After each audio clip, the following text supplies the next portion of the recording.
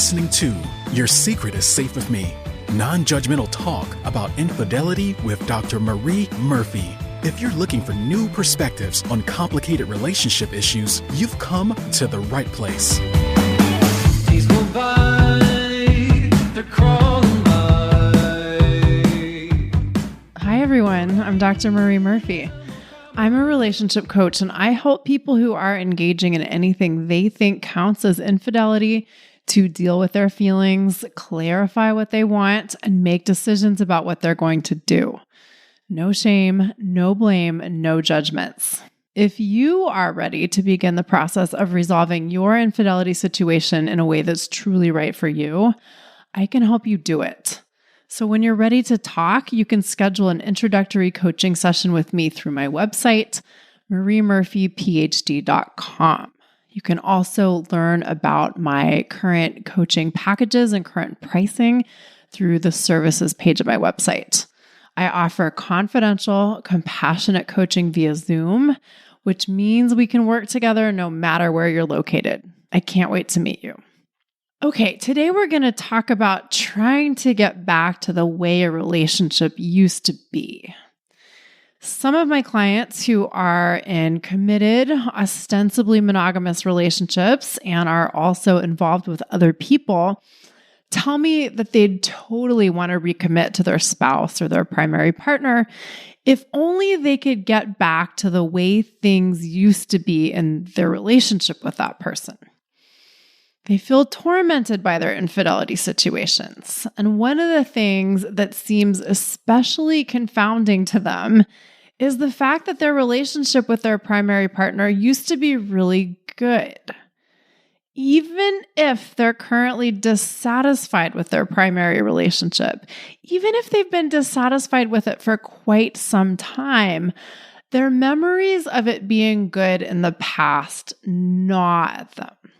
Moreover, sometimes people tell me that the reason why they can't, quote unquote, leave their committed relationship is because that relationship was good once, and they can't let the relationship go unless they're sure that things could never be that good again.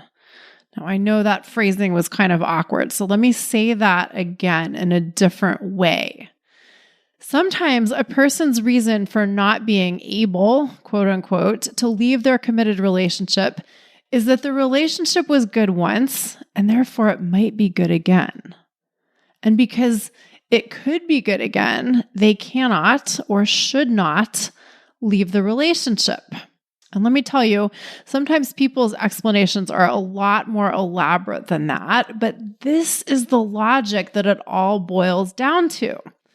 The relationship was good once, so therefore it could be good again.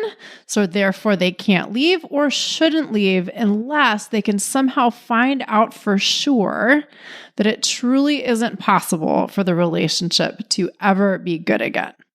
Now, if you're starting to think that I might be yelling at you a little, or at least ranting a little, you're not wrong.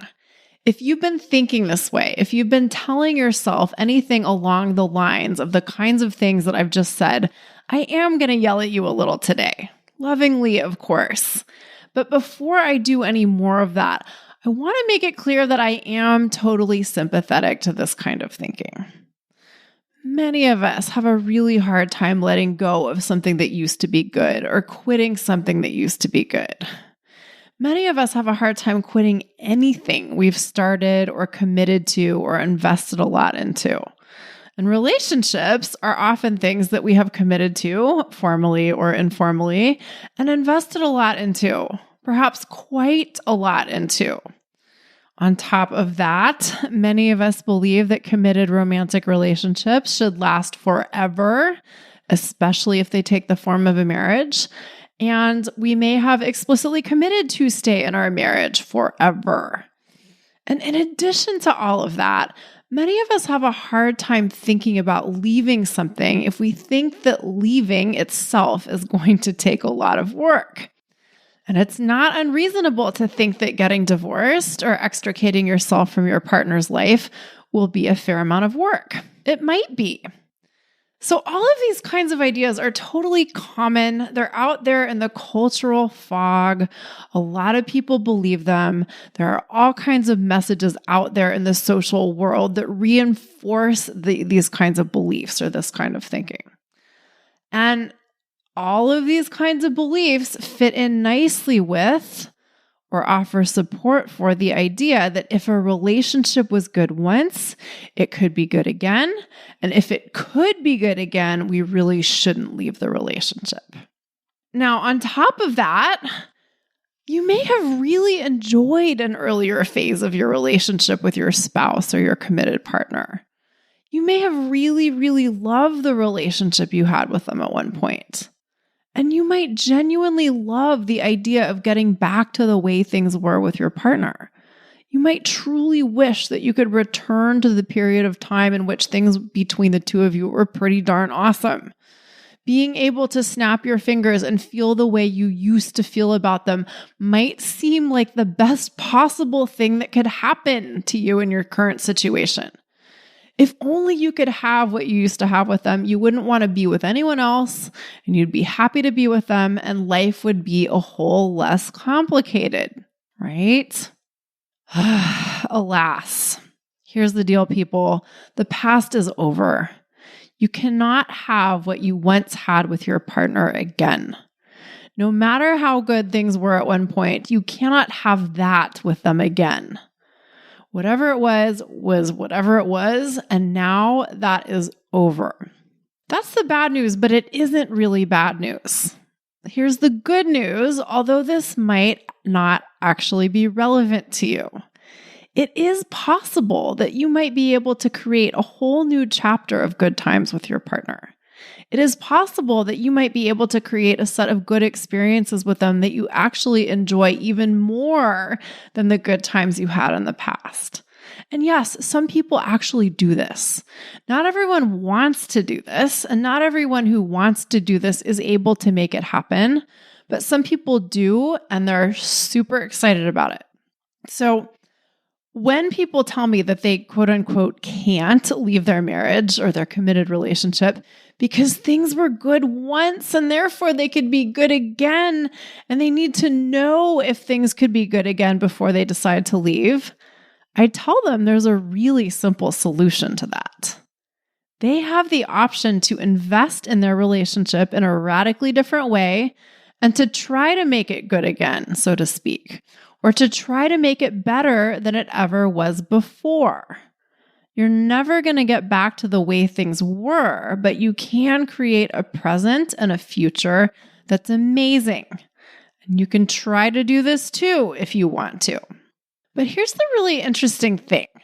A lot of times, not always, but a lot of times, when I tell people that this is an option, when I tell people that they can't get back to the way things were, but they can work on creating a present and a future with their partner that's amazing, they don't want to do it. And what I mean by that is a lot of people want to tell me how great their relationship used to be, and they want to tell me why that's a reason they can't leave that relationship, but they don't actually want to do what it takes to re-engage in that relationship and see what's possible in that relationship now. And on the one hand, I get it. If you've been disconnected from someone for a while, it can be really scary and weird and uncomfortable to even think about re-engaging with them with the intention of finding deep connection or happiness or intimacy or all of the above or whatever it is that you want. If you've been having what you consider to be a tough time with someone for a while, it can be strange to think about taking responsibility for how you engage with them. And strange to even consider extending kindness or understanding towards them.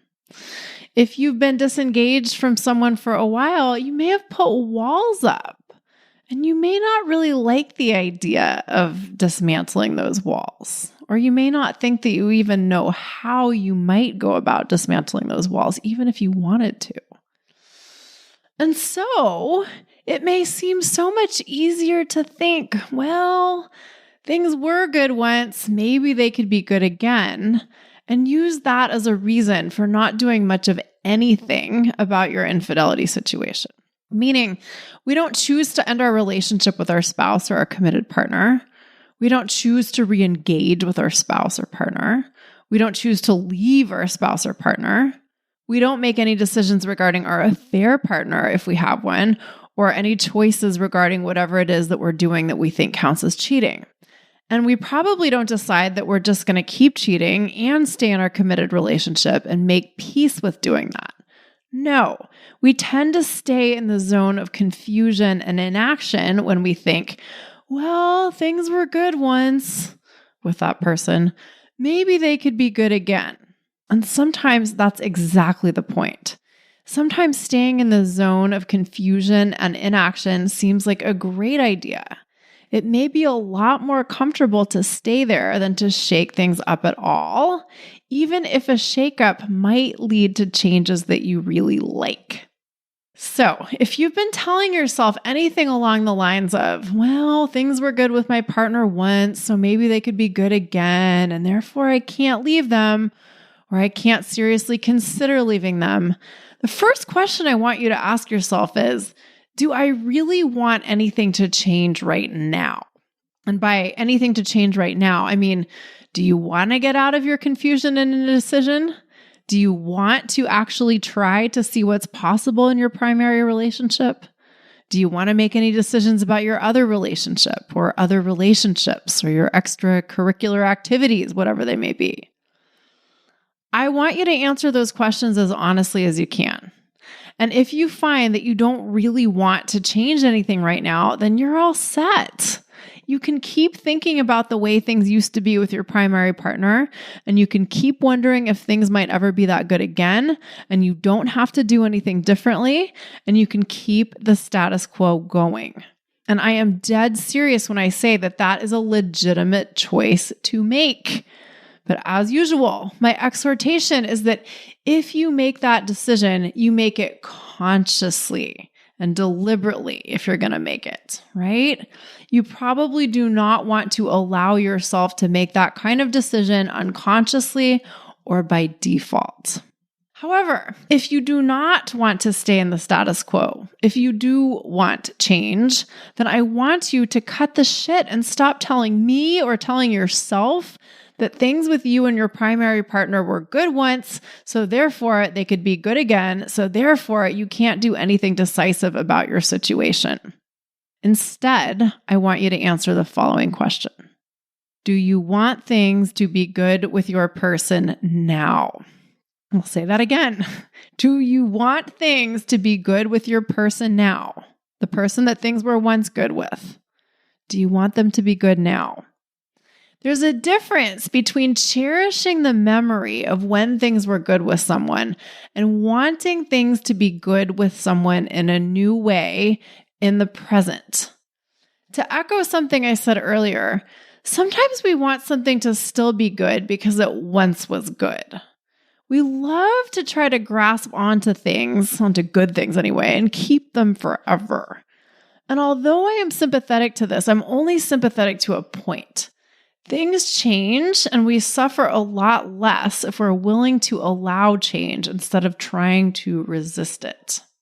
And it's pretty likely that you've changed since the good times you had with your person way back when. And it's pretty likely that they've changed too. And what I want to know is, given the way you know yourself to be now, and given the way you know your partner to be now, do you want to create good times with them now? It may be that you absolutely want to try. It may be an easy yes, but it may also be the case that you just aren't all that interested in your partner anymore because of who you've become and who they've become. It may be that in addition to the good times you had with your person, you've also had some pretty not good times. And it may be that you aren't all that interested in looking beyond the not so great experiences you've had with them. If you want things to be good with your person again, you can get to work on trying to make that happen. That may be a process that requires an investment of your time and energy and effort and vulnerability and willingness to tolerate uncertainty and all kinds of other things. But if you want to create good times with your person again, it's totally worth the effort to try to do this, even if there aren't any guaranteed outcomes. If you truly want to try, that is. One of the really cool things about long-term committed relationships is that they can have these interesting ebbs and flows, and there can be opportunities for reconnection and reinvigoration after periods of disconnection and disengagement. You can get to know someone again and again, and each round of discovering them anew can be wonderful in a new way. And experiencing this kind of renewal or reconnection with someone who you want to experience that with can be a great joy. But just because the kinds of things I just mentioned can be great, doesn't mean you have to want to work on making those things happen with your committed partner. Just because you can theoretically reconnect with someone after a period of disengagement doesn't mean you have to want to do that. So to that effect, if you think you want things with your person to be good now, I want you to ask yourself why you want that. Asking why is often a powerful clarifying device. If your answer to the question is something like, because I really want to get to know this person again, I want to know who they are now, and I want to be more dedicated to enjoying them for who they have become, then that might be a pretty good reason to reinvest in the relationship. There can be other good reasons too, of course. I'm not going to give you a whole list of potentially good reasons to reinvest in a relationship, but that doesn't have to be the only one. That's just an example. However, if you can't come up with any great reasons, and by that I mean reasons that you think are great, why you want things to be good with your person now, I want you to consider the possibility that you may need to call bullshit on yourself. If you find yourself repeating the phrase, because we were good once, you may want to see if you can come up with a reason that isn't a reference to the past, but pertains to what you want to create and experience now and in the future. Reinvesting in a relationship that has been less than great for a while can take some serious effort. Deciding to reorient yourself to a relationship that has been challenging or not that exciting may not seem all that fun, especially if you've got someone on the side that you're having a lot of fun with, or someone's on the side that you're having a lot of fun with. Now, that doesn't mean that it isn't worth doing. Sometimes choosing to do the less fun, less easy, less glamorous thing is totally worth it, or is totally the right thing for us, or is totally what we want to do. But all the same, less easy can be less easy. And in order to do the less easy things in our love lives, it helps to have great reasons why we're going to do them. Because having great reasons helps us build strong desire or strong motivation to do the things. And there are some things in life that we can only do if we have really strong desire or motivation. And this is where the rubber really hits the road. There's a difference between wanting to reinvest in a relationship and see what's possible, even though there are no guarantees, and not wanting to deal with ending the relationship. Our desire to avoid dealing with the disruption of ending a relationship may be pretty strong, and that's fair enough, but that still may not translate into desire to create something new with your committed partner. And quite simply, if you do not have true desire to reinvest in your relationship with your old partner, quote unquote, your committed partner, you may not do it. What I mean is you may say that you want to reinvest, but if you don't really want to, you may not put any effort into trying. And if you don't try to do it, you'll never know if you could have something good with them again. And for some people, this ends up being a good thing in a way. They effectively prove to themselves that they don't know if their relationship could be good again because they don't try to make it good again. And they let not knowing, so to speak, if their relationship could be good again, the reason why they can't or shouldn't leave the relationship. And this line of thinking leaves a lot of people staying in roughly the same place in their infidelity situations for a long time. They kind of want to leave their committed relationship so they can pursue another relationship, or at least have the option to do that. But they also think that if their primary relationship could be good again, they just want to stay in that relationship. But if they don't have genuine desire to reinvest in that relationship and see what's possible there and put effort into making things possible, they don't actually do it. And by not doing it, they continue to show themselves that their primary relationship isn't as good as it used to be or as good as they'd like it to be. I've seen a lot of people waste a lot of time this way, and I do not relish saying that. So I really want you to consider the possibility that if you do not have true desire to create something new with someone who is not new to you, you may be better off acknowledging this than trying to bullshit yourself about this. If you do have a desire to reinvest in an old relationship, then by all means, get to work. That can be a wonderful thing to do. But if you don't want to make a relationship that was once good again, you may be a lot better off doing the work of giving yourself permission to admit that to yourself than you will be if you try to make yourself want something that you don't actually want.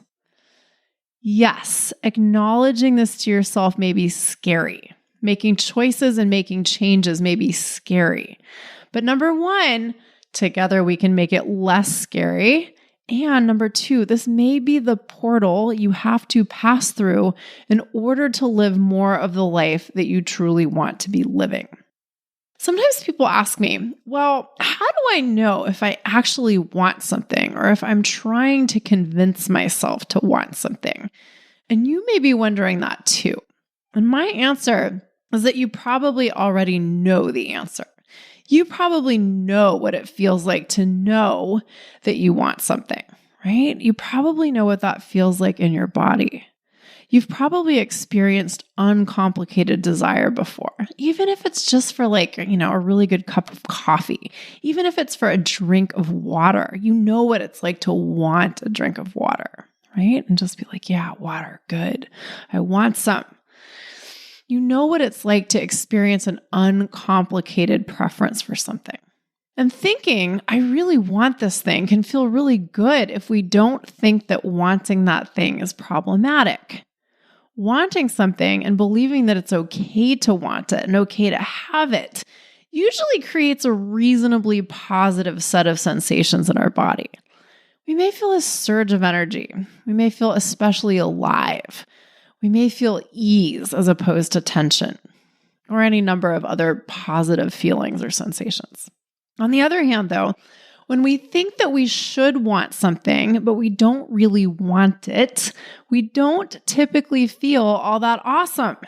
In fact, we may feel pretty bad. We may not feel terrible, but we don't feel good. And this is important to be aware of and take seriously. If you've been listening to this podcast for a while, you may have heard me say that feelings essentially are sensations in our body that are created through our thinking. And that's why I like the word emotion, because it connotes energy and motion. Emotion. Feelings are energy or sensations or vibrations moving through our physical selves. They're just energy and motion moving through us. We tend to treat emotions as cognitive events, but they really are bodily experiences. Now, since our emotions are generated by our thinking, it's really useful to turn into how we feel in our bodies, which is where we experience our feelings, if we think we don't know what we think about something, or we think we don't know what we want to do about something. Genuinely wanting to do something is going to feel very different in your body than believing that you should want to do something. Thinking, I want to do this, and believing that is going to create a very different emotional experience than thinking I should want to do this is going to create. If you've heard me say this before, you can say it with me now. Are you ready? Should feels like shit. When you think you should do something, it does not feel good in your body. On the other hand, when you want to do something, it feels entirely different in your body. you can start to cultivate awareness of how wanting to do something feels in your body and how not wanting to do something feels in your body. And you can use this awareness to your advantage. Once you start to know the difference between how wanting feels and how not wanting feels, you can never unknow it. You may be able to override this knowledge at times, but that's different from not knowing it. So I want you to tune into your body and notice how you feel physically when you tell yourself that you want to make your relationship good now because it was good once. If you feel genuine desire to do this, even if it's a modest amount of desire, it will probably feel pretty good, or at least mildly good. Feeling even moderately hopeful or moderately interested or moderately curious usually feels at least okay in your body, or perhaps mildly positive. On the other hand, feeling moderately disinclined to do something usually feels at least mildly not great in your body. I don't want to do something. I usually feel heavy and sluggish and maybe a little foggy-headed. If I really don't want to do something, I usually feel sensations that are far more intense than that. And if I'm telling myself that I should want to do something, but I don't truly want to do it, that will create a set of emotions that create sensations in my body that don't feel good at all. And if I tune in and pay attention, I will notice that. There's a lot more I could say about how our body keeps us honest and how we can use our body as a compass of sorts. But for today, the point is that if you think you don't know if you actually want to create a great experience with someone now, or if you're thinking that you ought to want to do that, tune into your body and see how you feel. The answer you get may be surprisingly clear-cut, right? Sometimes I ask people how they feel in their bodies when they think about making things great with the person they had a once great relationship with, and they say something like, I feel numb, or I feel nauseous, or I feel terrible.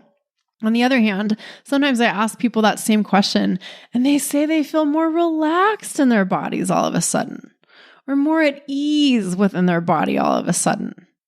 And these physical experiences are important indicators of what you are thinking.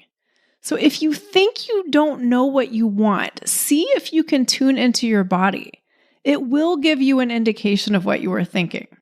Anyway, for a lot of folks, the problem isn't that they don't know if they want to try to make their once good relationship good again or not. The problem is they know what they want, but they don't think it's okay to want what they want. Or, put differently, they don't think it's okay to not want what they don't want. If you find that you don't feel much desire or any desire for making things good with your partner now, in the present and in the future, then your job may be to work on giving yourself permission to acknowledge this to yourself and permission to take action in the service of this acknowledgement, which may mean leaving the relationship. And for so many reasons, many of which I've talked about on other episodes of this podcast, allowing yourself to choose to leave a relationship you've committed to may seem really hard, right? And indeed, it may take some work to give yourself permission to do this. But investing in that work may serve you far better than putting your efforts into trying to convince yourself to want something that you don't really want, or in just thinking that things were good once, so maybe they could be good again, and thinking that over and over and over again without doing anything else. Sometimes the best way to honor the good times we had with someone is to acknowledge when we don't want to try to create any more good times with them, at least not in the romantic relationship sense. Sometimes hanging on to something because it was good once isn't really honoring anything or anybody. The fact that your relationship with someone was good once doesn't mean it should be good again or will be good again, or that you have to want to try to make it good again.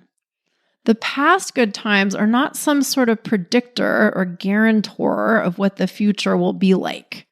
The best predictor or guarantor of what will happen in the future is you and your actions. So you've got to ask yourself, do you want to put effort into creating good times in your relationship now? Do you want to put your time and energy and love and enthusiasm into seeing what's possible in your relationship in this moment in time? Ask yourself those questions if you've been telling yourself, we were good once, so maybe we could be good again. All right, everyone, that's it for today. If you would like my help applying the concepts I talk about on the podcast to the specifics of your unique infidelity situation, let's work together. It's one thing to listen to me talk on the podcast, and it's another thing entirely to have me as your coach who actively helps you deal with what's going on in your love life. So when you're ready to get down to the business of making change, you can schedule an introductory coaching session with me through my website, mariemurphyphd.com. The sooner you start dealing with your infidelity situation in a way that you feel good about, the sooner you get to start feeling better, and the sooner you get to start living your life as a whole in accordance with your deepest desires and highest priorities. And why would you want to put off doing that for another minute? Okay, everybody, thank you all so much for listening. Have a great week. Bye for now. Thanks for listening to Your Secret is Safe with Me with Dr. Marie Murphy. Make sure to click subscribe to get updates on our latest episodes.